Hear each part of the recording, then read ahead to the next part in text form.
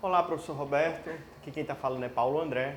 Eu sou seu aluno da disciplina Neurociência Cognitiva. Estou fazendo esse PCC, esse vídeo, para explicar o que são as funções cognitivas do cérebro e como essas funções estão ligadas ao processo de educação e formação do sujeito. As funções cognitivas, elas são divididas em memória, atenção, linguagem, percepção e funções executivas.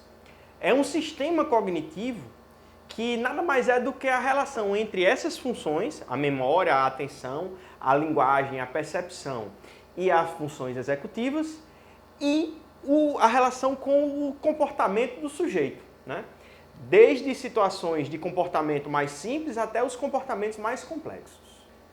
Então, nós percebemos que esse sistema cognitivo, ele vai fazer essa relação entre o comportamento do sujeito e também cada função que foi dada agora. Vamos pegar a memória. A memória é uma das funções cognitivas que a gente mais emprega, porque ela está no funcionamento durante toda a vida humana. A memória nada mais é do que a capacidade que nós temos de registrar as informações, e lembrar depois para utilizar. Então, um exemplo. A criança levou um choque. Ali, ela registrou na memória dela um susto, um medo, e que muito dificilmente ela irá mexer novamente em algo que é elétrico. Muitas crianças, por exemplo, tiveram contato com fogo, se queimam e chega a ser adulto e não consegue riscar uma caixa de fósforo. Por quê? Porque no processo formativo, essa função cognitiva de memória, ela aprendeu que mexer com aquilo, mexer com aquela situação específica, causou dor, e dor é uma coisa negativa, e ela não vai querer mais uma vez, mexer para que não sinta a dor. Então, no processo de memória, vai se formando o como agir, vai se formando o sujeito por completo. Quando a gente pega a criança, ela está se formando o tempo inteiro. É interessante como a escola ela pode ajudar a canalizar de forma ativa essas experiências. E olha que interessante, a memória é aquilo que a gente guarda, e a gente vai para a segunda função, que é a atenção. A atenção é uma função muito complexa, e o nível dela é determinado pelo comportamento. Para que a atenção seja bem advinda, é importante que o foco seja mantido. Então, você imagine uma criança que vai fazer uma atividade. Ela senta e executa essa atividade. Você imagine agora o ambiente que essa criança está para executar uma atividade. A escola manda uma atividade para casa, essa criança ela irá sentar em uma mesa, num bom ambiente, mas você imagine se tiver uma televisão ligada, se tiver um cachorro correndo, se tiver o irmão chamando, distraindo, barulhos. O que essa criança precisa ter? Atenção. Então, logo no início, essa atenção, ela nem sempre é forte para a criança. E aí, o pai, ele precisa, já bem no início, ajudar que naquele ambiente que ela vai focar a atenção, trabalhar a atenção, não tenha tantos elementos distratores, Elementos que vão distrair ela daquele foco. E olha que interessante, quanto mais atenção a criança tem, o foco que ela tem para desempenhar aquilo, para que o foco seja mantido, mais ela vai ter a capacidade de guardar na memória aquela situação, aquele exercício. Então, olha como está ligado a atenção com a memória. Está extremamente ligado um com o outro. E como a boa atenção ajuda numa boa memória. É lógico que a gente não vai pegar um ambiente estéril e colocar a criança num ambiente totalmente silencioso, colocar caixa de ovos e não proporcionar barulhos, porque quando ela vai crescendo, ela vai estar inserida em um ambiente que vai ter distratores normais, mas no início, para que ela compreenda, ela vá crescendo, não é? É como se fosse um exercício físico. Você não vai conseguir iniciar com carga máxima. Você vai no máximo, vai começar só com a barra, vai fazer um exercício. E depois você vai colocando peso. Da mesma forma é o exercício da atenção para as crianças. No início a gente tenta proporcionar um ambiente totalmente estéril, assim, no sentido de poucas distrações. E é claro que à medida que essa criança ela vai crescendo, ela vai virando adolescente, ela vai começar a trabalhar e ver se tem alguém escutando uma música, se está tendo uma festa do lado de fora, ela vai focar pela força que ela aprendeu a ter atenção, para que a memória dela traga, seja efetivada de uma forma mais concreta, mais efetiva. A atenção, ela pode também ser dividida em atenção seletiva e atenção dividida. Esses dois tipos de atenção, como é que ela ocorre? A atenção seletiva ocorre quando uma pessoa escolhe um estímulo que ela deseja prestar atenção. Então ela foca e ela vai ler uma revista, mesmo que uma televisão esteja ligada perto dela. Não para que ela fique olhando para a televisão e lendo, mas ela vai exprimir uma força para focar naquilo. Então aquilo é a ação seletiva, né? Ou, por exemplo, a pessoa precisa fazer uma prova. Então ela vai focar naquela prova, mesmo que aconteça outras coisas como um calor, como fome, como qualquer outra situação externa que atrapalhe ela naquela situação. A atenção dividida é já uma capacidade que a pessoa tem de prestar atenção em mais de um estímulo.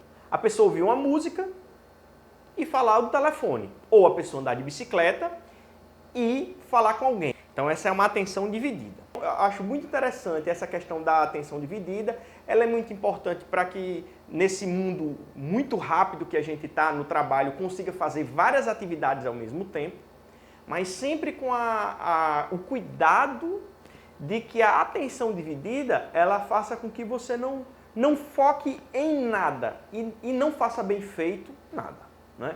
Então, como é perigoso para a formação da criança hoje, ela já perceber que o pai ensina ela a atenção dividida de forma errada. Quando o pai ele está olhando para a criança, mas ao mesmo tempo está olhando para um celular, está olhando para uma TV, respondendo à criança. Como é que ela vai formar a percepção, a memória e a forma de agir baseado nessa estrutura? E qual adulto ela irá se tornar se ela vivenciar essas experiências sem que o tutor, sem que o professor, sem que os pais orientem a forma correta de viver cada coisa, né? E aí a gente volta, né, para falar sobre percepção. O que é a percepção? A percepção nada mais é do que uma função cognitiva onde o indivíduo é capaz de formar e distinguir estímulos vindo de um ambiente através dos seus órgãos sensoriais e poder dar significado a eles. Eu entendo como a percepção ela fosse já um resultado de todas as experiências que o ser ele vai vivenciando, aprendendo e formando um norte, né? Formando um norte. Por exemplo, uma criança ela vai para o shopping com o pai e o pai leva ela para uma loja de brinquedo. E quando chega lá, ela segura um brinquedo e pede para o pai levar. O pai, marinheiro de primeira viagem, fica encantado porque a criança começa a brincar com aquele brinquedo e quer levar e o pai vai lá e faz o gosto da criança naquela primeira ida para uma loja de brinquedos. E aí a gente pode perceber quantas vezes nós vemos crianças grandes que chegam numa loja de brinquedo, o pai tá por ali, a criança eu quero e faz escândalo e chora e se joga no chão. Por quê? Porque a criança ela formou uma percepção dentro de uma memória, de algo que ela viveu, não é, em um passado, e ela forma uma percepção de que aquilo que ela quiser na loja, quando ela for a ela, terá que ser dado. E o pai não quer viver aquele drama do choro, do sofrimento da criança e acaba cedendo. Então, qual é a percepção que vai se formando através desse ambiente? E depois a criança pede algo, já está maior, né? O pai nunca negou nada para a criança, para não desfazer da criança, para que a criança não sinta um desgosto. A criança vira um adolescente e aí a criança quer um celular muito caro e o pai não tem condições de dar. E olha aí, como vai se formando a percepção de que tudo que ela quer, ela tem que ter. E aí a gente pega uma sociedade de crianças e já adolescentes, até adultos, que vivem frustrados porque dentro da vida real ela não consegue conviver com a ideia de não ter algo que ela quer. Adolescente, aquele jovem, ele não consegue porque ele formou uma percepção desde pequeno de que ele poderia ter tudo. E agora a gente vê a questão da linguagem. A linguagem é uma função que também utilizamos todos os dias, né? Durante a maior parte do nosso tempo, da nossa vida. A linguagem é a maneira oral, né, conversando, ou escrita, lendo ou escrevendo o texto. E essa função ela é capaz de expressar sentimentos e ideias. Por fim, vamos falar sobre funções executivas. As funções executivas são habilidades que fazem com que a gente consiga se planejar, se organizar e executar ações no que é esperado, tanto no âmbito social quanto no âmbito do aprendizado. Para compreender melhor, vamos pegar essa função executiva e desmembrar em 3 funções. A inibição, ou controle inibitório, a flexibilidade cognitiva e a memória de trabalho, ou memória operacional. Na inibição, ou controle inibitório, é aquela capacidade de frear um estímulo, de inibir um impulso e de inibir os distratores. Inibição de resposta automática. Seria o autocontrole. Vamos entender o seguinte. A pessoa ela vai parar, pensar e falar. Ela anda muito próxima da atenção seletiva. Muito próxima. Você focar, compreender e responder. Vamos pegar no âmbito do aprendizado. Como escrever M antes de P e B, das palavras. Ali é uma regra. A criança ela vai aprender, olhar a regra e aplicar a regra. Então, esse controle de frear antes de reagir, ele vai se estender para postura, para personalidade, para característica de um adulto maduro, de uma criança madura. Então, nem sempre a criança ela vai ter esse controle inibitório, mas à medida que ela vai crescendo, vendo os exemplos, compreendendo como agir, ela vai controlando cada vez mais esse controle inibitório. O exemplo mais prático também que eu vejo aí, a nível de comportamento, é aquela pessoa que é prudente. Antes de falar, ela pensa, vê a situação em que ela está, vê com quem ela está falando e fala. Essa inibição, ela se traduz em um comportamento com discernimento. A segunda é a flexibilidade cognitiva. Essa flexibilidade cognitiva, ela está muito ligada à criatividade. Ela é a capacidade de alternar entre respostas, de calcular rotas alternativas. Como se fosse o GPS, que você tem que chegar até um caminho e no meio do caminho há um acidente, ao invés de você paralisar, você recalcula a rota para chegar no objetivo, no caminho que deseja chegar. Então, essa aí é a função de flexibilidade cognitiva. Né? Por que criatividade? Porque ela vai ver uma forma diferente dentro do contexto, qual é a melhor forma para trazer algo. E, por fim, temos a memória de trabalho ou a memória operacional. Essa memória de trabalho ou memória operacional é como a cabeça ter um grande arquivo, com tudo guardado na mente, desde pequeno, todas as experiências, tudo aquilo que foi vivido ao longo da sua vida, né? E que ela fica na ponta da língua para agir. É uma forma de organizar as ações baseado nas experiências vividas, na memória de que ela está. Então, uma pessoa tem um grande trauma na vida dela, em uma situação de relacionamento.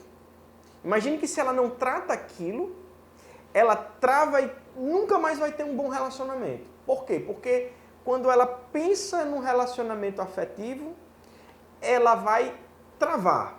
Mas se ela compreende aquilo que ela viveu e percebe que nem todas as pessoas serão iguais àquela pessoa que a magoou, ela pode trabalhar essa memória e ao invés de ela ficar com um trauma, né, onde ela vai congelar, ela vai reorganizar o pensamento dela para seguir seguir a vida, né? Uma outra coisa que é interessante, é igual agora a gaguejada que eu dei, é o quê? A minha memória de trabalho, hoje é sexta-feira, já no final do dia, eu estou cansado. Então, a minha memória de trabalho, ela começa a ficar atrasada. Então, você está cansado, não dormiu direito, ou você tem algum problema psicológico, a própria pandemia que está acontecendo, ela pode fazer com que a memória de trabalho ela fique desorganizada e você não consiga pegar o arquivo certo para tratar algo com foco, com atenção, com todas as funções que nós falamos até agora. Essa é a memória de trabalho, né? Então, já imaginou aquele momento que a pessoa pensa assim, meu Deus, está na ponta da língua, mas eu não lembro. É por quê? Porque a memória de trabalho está desorganizada. E aí, todas essas funções é muito interessante porque a criança ela tem a plasticidade no aprendizado.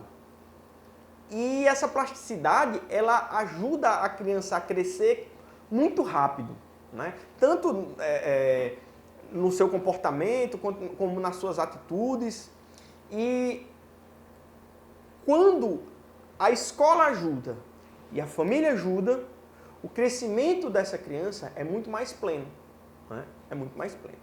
Uma das coisas, assim, para fechar esse PCC, mostrando sobre essas funções executivas, é como fazer crianças aprender cada uma dessas situações, brincando, né? Brincando por quê? Porque durante a brincadeira a criança vai ver regras, vai traçar estratégias, vai organizando o aprendizado das funções executivas, né? E brincando. Por isso que quando ela vai brincar de roda, ela perde e ela vai sair, para que ela fique mais atenta, para que ela saiba que quando ela erra, ela perde, e quando ela consegue sentar rápido, ela ganha. E aí essas brincadeiras ela vai ensinando a criança a se controlar num processo como um todo.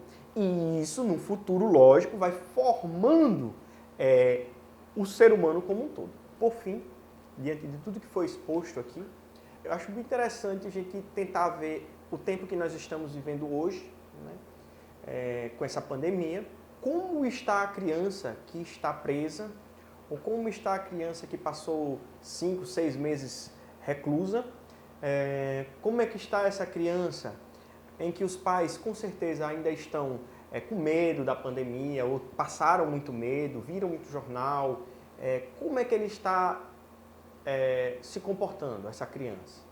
Como pai, como tutor, como é que a gente pode ter um olhar mais focado na criança?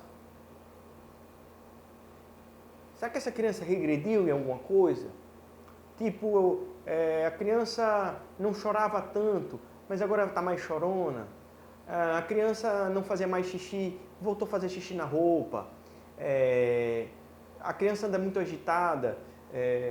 Uma das coisas que a gente está fazendo nessa pandemia, presa, muitas vezes dando mais telas. A criança assiste aula online, depois ela brinca no celular, depois ela brinca no tablet.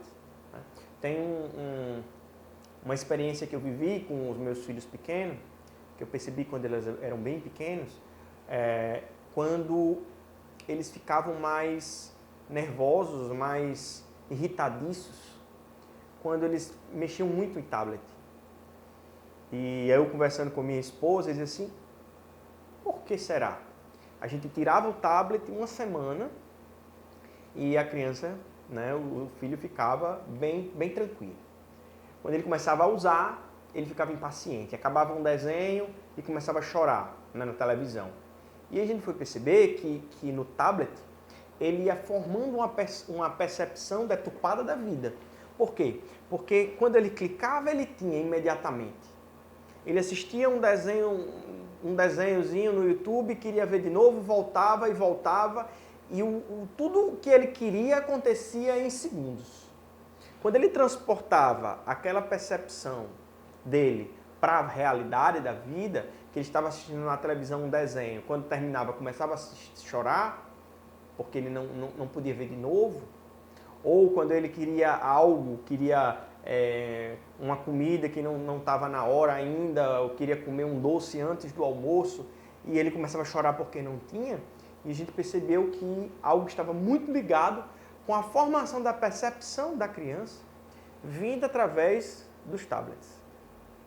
Então, fica aí uma dica para os pais, para os educadores, que nesse momento maluco que a gente está, o que a gente pode fazer para a criança. Eu sei que temos que manter o isolamento, né? Procurar uma praia distante, um local para correr, que não tenha ninguém, não é? Para a gente conseguir passar por esse momento difícil, né? E com certeza essas funções cognitivas, esse estudo foi de grande importância para a minha formação como pai, primeiramente, antes de tudo, né? Como educador, como formador. Ter a consciência de cada coisa dessa. Professor, desculpe pelo tempo, né? Eu ter feito isso tudo, né? Mas se o senhor já viu até agora, espero que eu não tenha errado muito e que eu tenha tirado um 10. Muito obrigado, professor.